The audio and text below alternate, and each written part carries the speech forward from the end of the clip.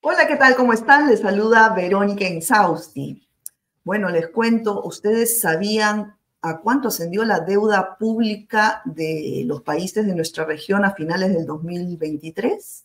Nada menos que a 4 billones de dólares. Si a esto, digamos, le sumamos que asistimos a una desaceleración de la economía en los últimos años, al incremento de las tasas de interés, luego también a los déficits fiscales. Cada vez la gente que tiene más paga menos y la gente que tiene menos paga más. Esto es la de siempre. Y esto pues ha ocasionado que se profundicen las desigualdades y también que se incremente la pobreza en todos los países de nuestra región.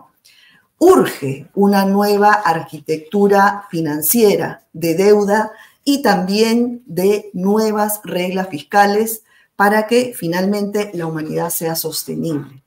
Vamos a hablar sobre este tema hoy en Nuestra América en Disputa.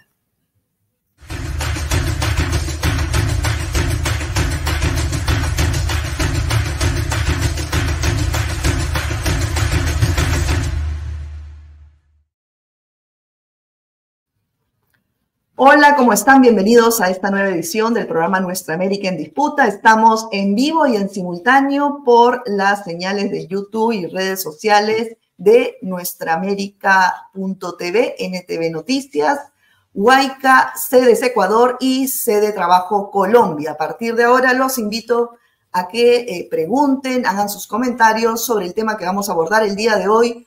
Se los comenté hace unos minutos, es justamente la necesidad de una nueva arquitectura financiera de deuda y de reglas fiscales en el mundo, sobre todo en nuestra región, que, digamos, ha impactado de una manera terrible en los últimos años, desde la pospandemia, en el incremento de la pobreza. Justamente en estos días se están reuniendo especialistas en Buenos Aires en la 8ª Conferencia Internacional sobre Flujos Financieros Ilícitos, Crisis Múltiples y Gobernanza Fiscal Global, organizada por la Coalición de Transparencia Financiera, FTC, la Red Latinoamericana por Justicia Económica y Social, Latindad, y la Fundación CES Argentina. En esta ocasión nos acompañan dos especialistas que están participando de este evento. Ellos son Adrián Falco, coordinador de Justicia Fiscal de Latindad, y también está con nosotros Luis Moreno, presidente de la Alianza Global por Justicia Fiscal. Muchas gracias a ambos por estar aquí.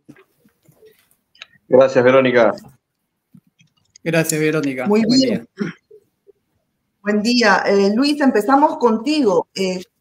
¿Cuántas son cuáles son las tasas de evasión de impuestos en nuestros países y cómo esto ha afectado a la población? Sí, Verónica, quería empezar muy rápidamente señalando que la política fiscal es una de las principales la principal herramienta que tienen los estados para el financiamiento de las políticas públicas y el desarrollo el desarrollo social, económico, productivo de los países, ¿no? Y el financiamiento de las diversas, de los sistemas de protección social, de la seguridad social, la educación, alimentación, etcétera. Entonces, en ese sentido, digamos, la necesidad, y se basa sobre un criterio, que es el que más tenga, pague más, ¿no? De acuerdo a la capacidad contributiva. Entonces, en ese marco, es que las grandes corporaciones y las grandes riquezas lo que buscan es tratar de evadir o eludir el pago de sus obligaciones, ¿no? Muchas veces haciendo transferencias artificiales hacia las denominadas guaridas fiscales, que son lugares de opacidad financiera, ¿no? y de protección de ley contra regulaciones que pueden imponerse en los lugares donde deberían tributar, ¿no? Entonces, en ese marco, en el caso de América Latina, hay un monto importante de pérdida tributaria, ¿no? Digamos, básicamente sobre lo que es impuesto al consumo, el valor agregado, y sobre el impuesto a la renta. La CEPAL, la Comisión Económica para América Latina, estima que esa proporción está de pérdida, de evasión y elusión fiscal, que es alrededor del 6.7% del PBI regional, ¿no? Siendo la mayor cantidad de pérdida de ese 6.7 es debido justamente a tributación sobre la renta, ¿no? Sobre grandes personas o grandes riquezas o de corporaciones que dejan de contribuir al fisco, ¿no? O sea, es una pérdida de alrededor 4.5 puntos del PBI, ¿no? Es una pérdida grande y eso hace que muchas veces los estados no tengan justamente el financiamiento debido para el financiamiento de las políticas que te mencionaba, ¿no? Entonces, ese es un dato interesante y además decir que muchos de los recursos, Tax Justice Network estima que alrededor de 480.000 millones de dólares anuales están transferidos en las guaridas fiscales, ¿no? Que son montos muy elevados para el financiamiento, que podrían usarse, como te decía, para el financiamiento de las políticas públicas, el desarrollo productivo en nuestros países y el desarrollo social, ¿no? que esto requiere. Ahora, son bien desalentadoras estas cifras que nos estás compartiendo, ¿no? Y bueno, Sí. no por algo, digamos que la recaudación tributaria promedio en nuestra región es de 15% del PIB, cuando esto es menos de la mitad de lo establecido por la OCDE, ¿no? Ahora, en ese sentido, Adrián, ¿cuáles serían los principales desafíos que tienen nuestros países para elevar la recaudación? Bueno, creo que el principal desafío es político, ¿no? A veces cuando uno habla con expertos tributaristas, todos mencionan el tema de la implementación de las medidas, ¿no? Bueno, ¿cómo implementamos un impuesto a los súper ricos? Es difícil. Bueno, no es difícil si hay decisión política, eso está claro. Después, bueno, vienen todas las aristas técnicas que tienen que ver con mejorar el intercambio de información, mejorar la capacidad de las administraciones tributarias en materia de acceso a la tecnología, de formación de sus funcionarios, todo un proceso que nace con una propuesta política de queremos tener un sistema tributario realmente progresivo, que sirva a los intereses de nuestros países, que mejore el acceso a la educación, que mejore el acceso a la salud. A veces en estos debates, y no es fortuito, ¿no? Estos debates a veces se pone lo técnico por sobre lo político. Yo insisto mucho con este tema, pero me parece que a veces en algunos foros internacionales, como dicen por ahí, enturbian las aguas para que parezcan profundas y en realidad se trata de una decisión de cómo queremos vivir. Esa es la respuesta que tenemos o la pregunta que tenemos que hacernos en realidad en cada uno de nuestros países. ¿Estamos viviendo bien? ¿Estamos viviendo con dignidad? Bueno, si la respuesta es negativa, como decía Luis al principio, el sistema tributario es la mejor herramienta para empezar a cambiar esa realidad. Claro, y digamos que las grandes empresas son las que, digamos, son tratadas con guantes de seda en nuestros países, con beneficios en gastos tributarios, en fin, ¿no? Luis, hace unos minutos yo mencionaba pues que el promedio de la región es muy bajo en 15%, me dices que es un promedio de 21, igual es bajo, ¿no? Respecto a lo establecido por la OCDE. Pero justamente cuando se habla de este tema de vamos a crear más impuestos, los que finalmente terminan pagando más siempre son los que ganan menos.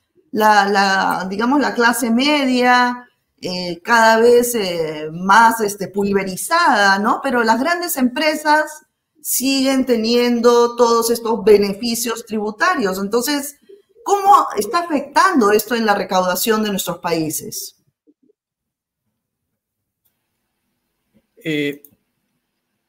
¿La pregunta es para Lucho o para mí? Para Luis, perdón. Perdón, okay. Perdón. Sí, bueno, como tú dices, Verónica, una de las características principales, como hemos mencionado también a lo largo del evento, es que se recauda poco y se recauda mal, ¿no? Y además tenemos que los sistemas tributarios son regresivos, como tú has dicho, ¿no? La mayor carga está sobre impuestos al consumo, ¿no? Llámese IVA, IGB, que lo tenemos en el Perú, donde los que terminan pagando son la gente de a pie, ¿no? Mientras que los impuestos directos, como es el impuesto a las rentas, bueno, sea las ganancias o los patrimonios, nos pagan mucho menos de lo que deberían estar tributando, de lo que deberían pagar, ¿no? Y eso es lo que, o sea, la tributación sobre las personas, o sea, sobre el consumo, o sea, lo que pagamos todo es quien financia básicamente al sistema tributario, debería ser al revés, ¿no? Que es una comparación que tiene, por ejemplo, algunos si comparamos con países OCDE. Lo otro que tú bien mencionas es el tema del tratamiento tributario que se le da también a las grandes inversiones, ¿no? Sobre todo a grandes corporaciones que en muchos casos no requieren, ¿no? Que son el gasto tributario o las exoneraciones tributarias o los incentivos fiscales o los privilegios fiscales, como lo llamamos nosotros, ¿no? Que son, digamos, tratamientos preferenciales para justamente que se iniciaron, digamos, hace muchos años con todo el tema de la desregulación internacional y la atracción de las políticas de inversiones, ¿no? A raíz del consenso de Washington y que lo implementaron varios países alrededor del mundo, pero nuestros países también, ¿no? Con el pretexto de que darle mayor beneficio alentaría a que tengamos mayores empresas, ¿no? Pero esto a lo largo del tiempo ya se ha desmitificado, ¿no? En realidad, el gasto tributario es importante, yo creo sí, no para los que, digamos, para las grandes empresas, las grandes corporaciones, porque, digamos, incrementándoles la carga tributaria, en realidad no se van a ir, ¿no? Porque no es su principal, no es un principal elemento a la hora de tomar la decisión de inversión, ¿no? Porque buscan seguridad social y otros elementos que les permita recuperar, digamos, algunos recursos. Entonces, se sigue manteniendo el gasto tributario en la región. En América Latina el promedio del gasto tributario es del 4.7%, que es un gasto del PBI, que es un gasto, digamos que es un monto muy elevado, ¿no? Si le sumas esos 6.7 más estos 4.7 puntos del PBI, te da alrededor de 11% de pérdida tributaria en comparación al PBI de los países de la región, ¿no? Es un monto súper elevado. Entonces, desde ahí hay un llamado justamente a la revisión y a la eliminación de los incentivos fiscales en aquellos sectores que ya no lo necesitan, ¿no? Se necesita rediseñar justamente las políticas de revisión de los acuerdos para hacer estos incentivos, que es una de las demandas que tenemos, ¿no? Y quitarlas en aquellos que no necesitan, ¿no? Que generalmente son las grandes empresas, que tienen, por un lado, tienen incentivos fiscales grandes, y además evaden y eluden, ¿no? Transfiriendo mucho de su ganancia a estas guaridas fiscales. Entonces, es una ganancia doble o triple, ¿no? Que necesita ser revisada y cambiada en nuestros países. Sí, bueno. Y Adrián, ¿qué fue del tema de los impuestos a los súper ricos? En el contexto de la pandemia se dio en Argentina. ¿Cómo funcionó eso en otros países de la región? Creo que en Chile también. Pero esto ha seguido, digamos, de una forma regular, constante. O sea, ¿de qué depende? Obviamente, como tú dices, de la voluntad política, pero ¿hay voluntad política? Esta es la gran pregunta para generar este impuesto a los súper ricos. Sí, efectivamente, Latindad y la Red de Justicia Fiscal desde el 2020 ya estamos impulsando un impuesto a las grandes fortunas o a los súper ricos. Cuando nosotros hicimos el informe en plena pandemia, recuerdo que el mundo entero estaba desesperado viendo la manera de dónde sacar recursos y ahí, bueno, nosotros propusimos esta idea de aumentar el gravamen a las fortunas, a quienes más tienen dinero. Se implementó en Argentina. En Argentina fue un aporte solidario, ¿no? Que tenía asignación específica. Lo recaudado fue a becas de educación, fue a insumos para hospitales, etcétera, etcétera. En otros países de la región se implementó, se cobró, obviamente dependiendo de las realidades de cada uno de los países y de la cantidad de súper ricos que tiene cada uno de los países. Hoy por hoy, quien está impulsando muy fuertemente eso es Brasil, un impuesto a los 1.000 millonarios a través de su presidencia en el G20, o sea, utilizando ese foro internacional económico importante, quieren poner sobre la mesa el impuesto a los súper ricos. A mí me parece que lo más relevante de eso no es si va a ser posible o no el impuesto a los súper ricos. Creo que lo más importante es habilitar el debate sobre si los súper ricos tienen o no tienen que pagar más impuestos. Que en muchos casos no es más impuestos, es simplemente pagar la parte de impuestos que les corresponde y desactivar todo el mecanismo de servicios financieros offshore a los que acuden para esconder sus riquezas. Está la propuesta de Gabriel Zucman también de gravar con un 2-3% a los súper ricos a nivel global, pero en América Latina no tenemos súper ricos. Realmente, no tenemos 1.000 millonarios, o tenemos muy poquitos. Hay países que no tienen 1.000 millonarios, solamente Brasil, quizás, México, Argentina tal vez, pero el resto de los países no tienen 1.000 millonarios. Lo que habría que suceder, lo que tendría que pasar ahí es habilitar en cada uno de esos países el debate sobre las grandes fortunas, sobre las grandes rentas de personas físicas. Ese creo que sería el debate importante a llevar adelante en cada uno de los países. De muchos se ha hecho, en otros todavía falta, pero de vuelta, hay que mostrar una contracara. Si no, parece que siempre estamos pidiendo más impuestos, más impuestos, más impuestos. Es verdad también que la gente vive una realidad a veces en sus países que dice, bueno, yo pago impuestos, pero no veo inversión en infraestructura, no veo inversión en escuela, y en parte es cierto, pero lo que hoy está sucediendo en la región es que se pagan menos impuestos de lo que se deberían, y la carga de todo eso, la carga de la inversión en salud, la inversión en educación, recae sobre los trabajadores, sobre las trabajadoras, y no sobre los que más tienen, que también se benefician de las políticas de esos países, que también se benefician de lo que produce la tierra en esos países, de lo que producen las minas. Entonces, me parece que la respuesta un poco a si hay voluntad política o no, entiendo que pasa también un poco por movilizar desde la sociedad civil la importancia de queremos vivir mejor, necesitamos que los que más tienen paguen más y sobre todo sacar a veces el peso sobre los que menos tienen, ¿no? Para que sientan que realmente hay una posibilidad concreta ahí. Sí, claro, como tú dices, pues toda esta carga tributaria finalmente recae sobre la clase trabajadora y los que tienen más terminan, pues, digamos, eludiendo o evadiendo con su dinero en paraísos fiscales y ahí no pasa nada, ¿no? Entonces, en ese sentido, Lucho, ¿qué se tendría que hacer para poder frenar este gran porcentaje de elusión y evasión fiscal? Sí, bueno,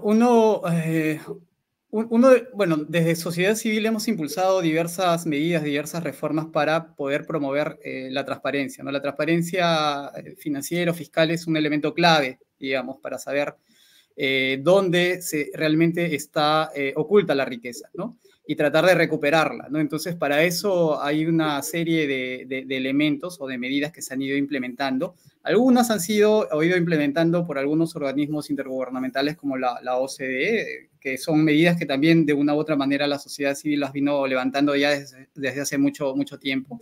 El intercambio de información fiscal, ¿no? Que se ha referido a la cooperación fiscal internacional es importante, ¿no? Para saber dónde está realmente la riqueza, ¿no?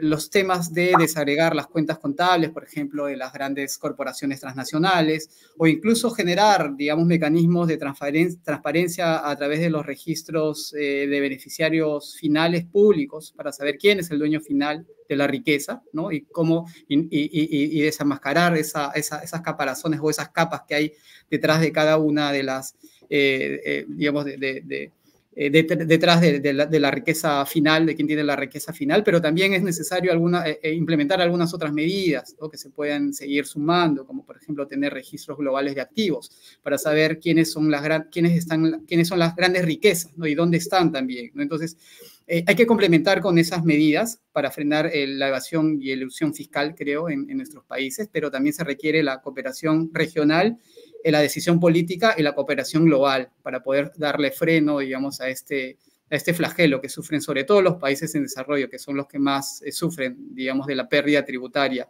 y de los miles de millones de dólares que se van de nuestros países, tanto de las corporaciones como de las grandes riquezas, como señalaba Adrián, ¿no? Bueno, y en paralelo a los déficits fiscales que han aumentado en los últimos tiempos, también ha aumentado la deuda pública de los países de nuestra región, ¿no? Como mencionaba al inicio del programa, a finales del 2023 hay un promedio de 4 billones de dólares en deuda pública, ¿no? Ahora, desde las organizaciones de la sociedad civil, Adrián, se viene trabajando una propuesta de deuda soberana. Pero ¿qué soluciones reales implicarían esta propuesta de deuda soberana? A ver, no soy un especialista en temas de deuda, lo tengo que admitir. En el caso de Argentina, nosotros tenemos una deuda muy importante con el Fondo Monetario Internacional, casi que es una deuda que nos tiene atados a una dinámica usurera de pedir dinero para seguir pagando esta deuda. Y hay algo que es paradójico, ¿no? Porque la plata de los impuestos también es para pagar deuda. Se utiliza para pagar deuda. Es decir, que si hacemos más progresivos los sistemas, vamos a seguir pagando deuda inexorablemente. Quizás la solución real, digo, como una solución concreta, tiene que ver con reflotar al mismo nivel de lo que decían Luis de la Convención Fiscal de Naciones Unidas. Había un comité de deuda entre Naciones Unidas de los países del sur global, impulsado por los países del sur global, para discutir realmente qué hacer con la deuda, para finalmente sacarle esa espada de Damocles de encima de la cabeza de los países. Y esos son los dos grandes problemas, ¿no?, que tenemos para dejar liberar el desarrollo de nuestros países: la deuda por un lado, el sistema tributario regresivo por el otro. Como ves, no son buenas noticias, digamos, estamos permanentemente proponiendo desde la sociedad civil que estos temas tomen debate público. Lamentablemente eso no sucede, y en los países vamos corriendo detrás de una zanahoria que nos impide ver la realidad concreta, que es, estos problemas vinculados con los sistemas tributarios, vinculados con la deuda, que son los responsables finalmente de políticas públicas inexistentes, de déficit en programas de educación, en salud, y por supuesto un párrafo aparte también para corrupción política dentro de cada uno de nuestros países. Ese es el cóctel en el que hoy América Latina está inmerso, con distintos grados de gravedad, digamos, ¿no? Yo pondría en primer nivel el tema de la deuda, de los sistemas tributarios, y en último también la corrupción política. Sí, no, la corrupción política sin duda es digamos, significativa para que estemos como estemos, ¿no? Porque, a ver, en los congresos, en nuestros países, funciona mucho el lobby, los congresistas representan a estas grandes empresas transnacionales, extractivas, y terminan legislando en beneficio de ellas y no de las grandes mayorías, ¿no? Y en ese sentido, por ejemplo, también vemos que transnacionales, en vez de pagar impuestos en los países donde extraen los recursos o donde operan, lo pagan en teoría en su país de origen. Entonces, ¿qué pasa con esto, Luis? ¿Cómo podría cambiarse?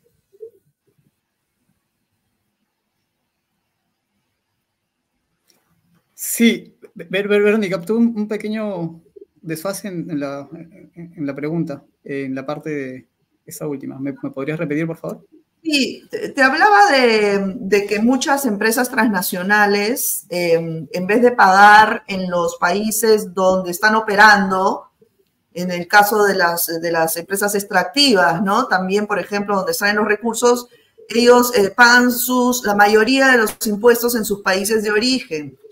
Esto no debería cambiar a través de una legislación, o sea, por ejemplo, el tema de la agenda fiscal ambiental que se está hablando mucho, depende, por ejemplo, también de los impuestos que se puedan recaudar de las empresas extractivas. Entonces, hay toda una reestructuración que hay que hacer en ese sentido, ¿no? Sí, digamos, está la necesidad en general de las industrias extractivas, que, bueno, además son una de las mayores contaminadoras, digamos, y a nivel regional. Está la necesidad, como señalaba, de poder tratar de saber dónde están operando, ¿no?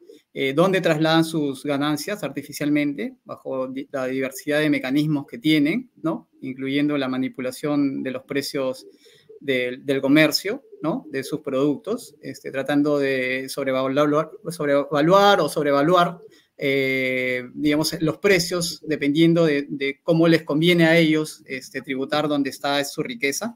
Y para eso es necesario justamente tener las medidas de transparencia, ¿no? Ahora, una medida, digamos, con todo este debate también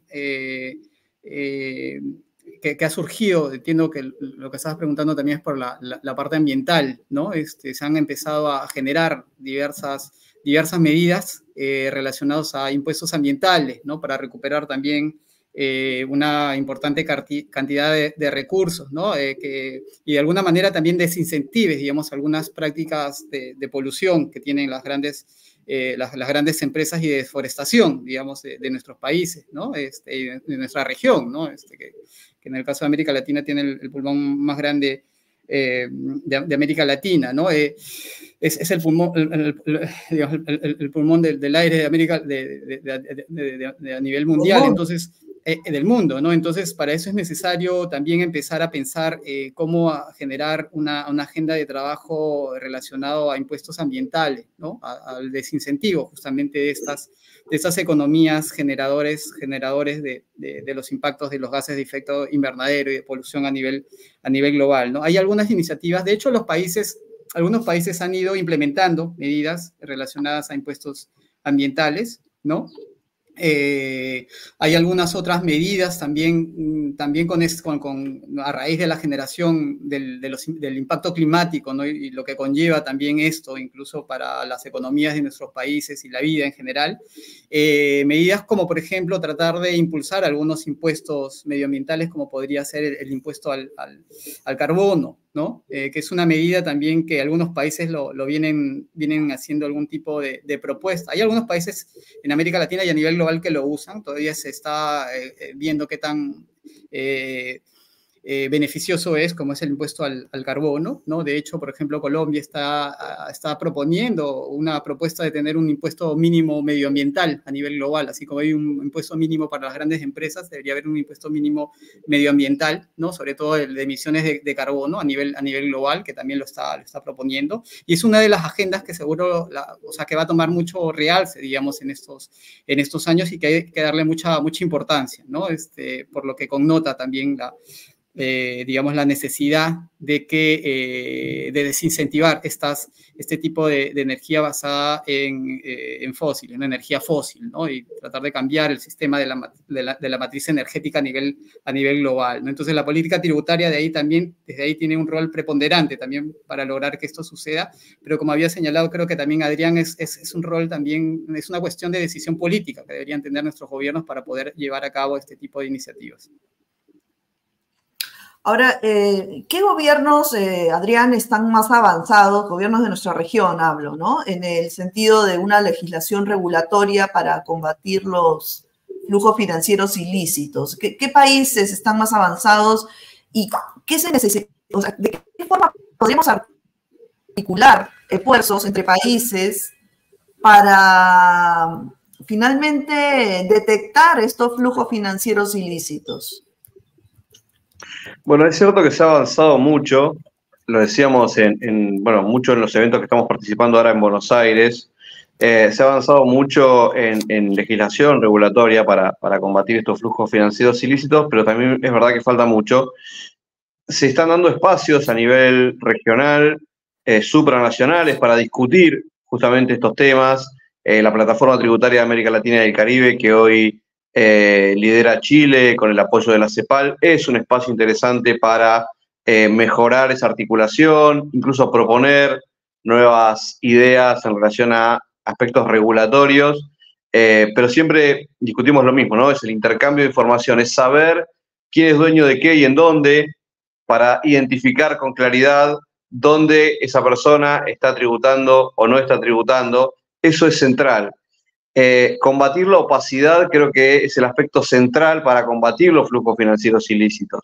Lamentablemente, estos sistemas que operan en los paraísos fiscales están diseñados justamente para esconder la identidad de los dueños de la riqueza. Y cuando uno se puede preguntar ingenuamente, bueno, pero ¿por qué no se avanza con aspectos regulatorios para terminar con la opacidad en los paraísos fiscales?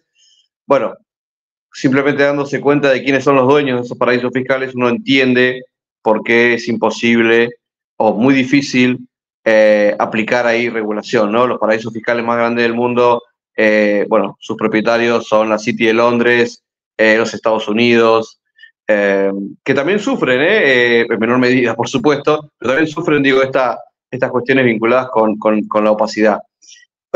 También hay un espacio que estamos construyendo, digo estamos porque la sociedad civil está muy involucrada en este nuevo marco que se va a discutir en Naciones Unidas. Ahora a fines de julio empieza la segunda ronda de negociaciones de un marco tributario internacional, democrático, que incluye a la OCDE, pero también incluye la voz de los países de América Latina y el Caribe.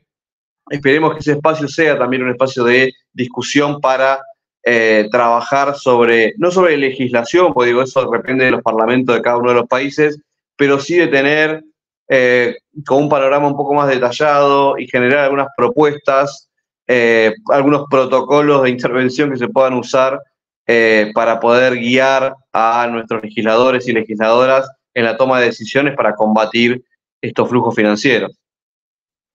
Sí, bueno, esta reunión que se va a dar a fines de julio, principios de agosto, en el marco de Naciones Unidas, sobre lo que tú mencionas de la Convención de Cooperación Tributaria Internacional, sí, es muy importante, ¿no? Porque supuestamente va a reescribir las reglas fiscales de una forma, a manera que tenga que aplicarla a todos los países, ¿no? ¿Qué expectativas hay al respecto desde la sociedad civil, Luis? Bueno, la expectativa es grande desde las organizaciones de sociedad civil, la Alianza Global y en América Latina la Red de Justicia Fiscal para América Latina y el Caribe, Latindad, han venido trabajando, digamos, en esta agenda durante por lo menos la última década, un poco más de la última década, ¿no? Pero es una agenda también que la toma sociedad civil desde hace mucho tiempo, ¿no? Es un logro importante tener un espacio de articulación, de cooperación en materia tributaria internacional, ¿no? Para quitar un poco de poder, digamos, a las reglas fiscales que están escritas por un grupo pequeño de países, ¿no? Que son los que escriben las reglas y quienes son los que más se benefician, digamos, del proceso que ellos han creado, ¿no? Cuando además ellos son los mismos generadores de la opacidad a nivel global, ¿no? O sea, tener guaridas fiscales dentro de territorios de la Unión Europea o dentro del mismo Estados Unidos, como Delaware, ¿no? Las Islas Caimán, las Islas Vírgenes Británicas, o los mismos países, los grandes países, o los Países Bajos, el Reino Unido, Suiza, que fungen como paraísos fiscales en realidad, ¿no? Pero que cuando hacen estas regulaciones, las regulaciones y las sanciones caen sobre ellos. Entonces, es necesario, como decía Adrián, avanzar en este proceso, que es un proceso que como organizaciones de sociedad civil hemos ido impulsando a lo largo de las últimas décadas, ¿no? Se tuvo un momento importante en la Cumbre de Financiamiento al Desarrollo